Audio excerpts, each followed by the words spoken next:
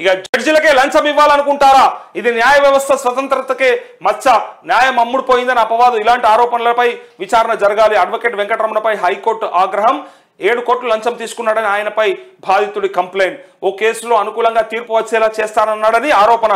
నిందితుడిపై FIR నమోదు, లోతుగా దర్యాప్తు చేయాలని పోలీసులకు కోర్టు ఆదేశం అంటూ ఓ కేసులో జడ్జిలతో మాట్లాడి అనుకూలంగా తీర్పు వచ్చేలా చేస్తానంటూ అడ్వకేట్ వెంకటరమణ తన వద్ద నుంచి 7 కోట్లు తీసుకున్నాడని బాధితుడు పోలీసులకు ఫిర్యాదు చేశాడు.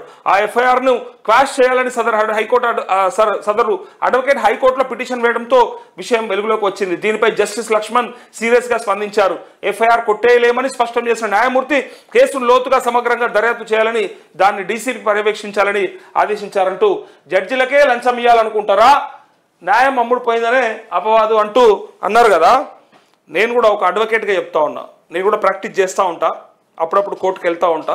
సో అక్కడ ఏదైనా మేనేజ్ చేయొచ్చా అనే ప్రశ్నలు చాలా వస్తూ ఉంటాయి, చాలామంది చర్చించుకుంటూ ఉంటారు, చర్చలు వస్తూ ఉంటాయి ఏదైనా సాధ్యమా అని చెప్పి. కానీ నేనేమంటా అంటే అసాధ్యమైంది ఏమీ లేదు.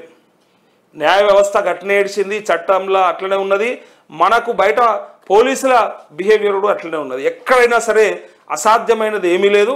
అట్లని చెప్పి అంత సులువైనది కూడా ఏం లేదు. డైరెక్ట్గా జడ్జికి లంచం తీసుకుపోయి బొక్కలు నూకుతారు, అది వేరే విషయం. కానీ పోవాల్సిన రూట్లో పోతాయి, చేయాల్సిన పద్ధతిలో చేస్తారు. దానికి చాలా పెద్ద తతంగం ఉంటుంది, ఇది చెప్పుకోకూడదు. మా వ్యవస్థలో ఇట్లాంటి లోపాలు ఉంటాయంటే చాలామందికి మింగుడు పడదు. అదేంది అట్లా ఉంటుందా అంటే అట్లా కూడా ఉంటుంది.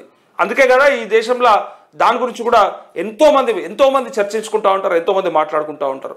ఎక్కడైనా ఏదైనా సాధ్యమే, డబ్బులతో ఈ దేశంలో ఏదైనా చేయొచ్చు అనే దాన్ని చాలామంది చాలాసార్లు నిరూపించారు.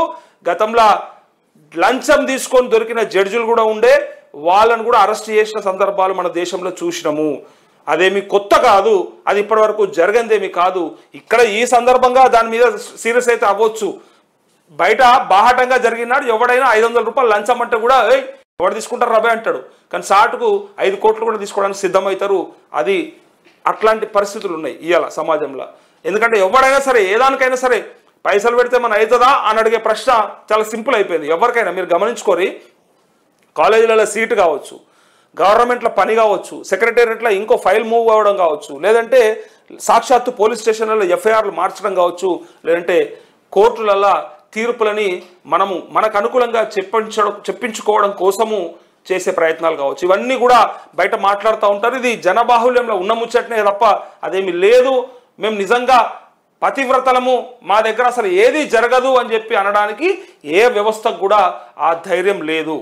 చెప్పేటప్పుడే చెప్తారు, చేసేటప్పుడు అందులో ఎంతోమంది ప్రతి దాంట్లో ఒక చీడ పురుగులు ఉంటారు. ఆ చీడ పురుగుల వల్లనే ఇట్లాంటి వ్యవస్థలకు కూడా ఇట్లాంటి చెడ్డ పేరు వస్తుంది. సో ఇక్కడ కూడా జరగదు అనడానికి పెద్ద అవకాశం లేదనేది ఏం లేదు.